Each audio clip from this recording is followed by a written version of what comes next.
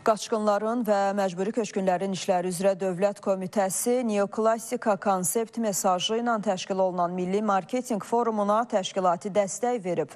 Forumda Böyük Qaydışa dair birinci dövlət proqramı çərçivəsində həyata keçirilən tədbirlər, Dövlət Komitəsinin bu sahədəki fəaliyyət istiqamətləri barədə məlumat verilib. Qaçqınların və məcburi köçkünlərin işləri üzrə Dövlət Komitəsi sədrinin müavini Fuad Hüseynov Böyük Qaydışın əsas məqsədlərinin Qarabağda və Şərqi Zəngəzurda dayanıqlı məskunlaşmanın, iqtisadi fəaliyyətə reinteqrasiyanın təmin edilməsi olduğunu bildirib. Qarabağda və Şərqi Zəngəzurda dayanıqlı məskunlaşma və iqtisadi reinteqrasiya məsələləri barədə həqiqətlərin ictimaiyyətə çatdırılmasında marketinq və kommunikasiyanın mühüm rolu olduğu vurğulanıb. Forum çərçivəsində dövlət özəl sektor tərəfdaşlığı, media və yaradıcı agentliklərlə əməkdaşlıq imkanları müzakirə olunur.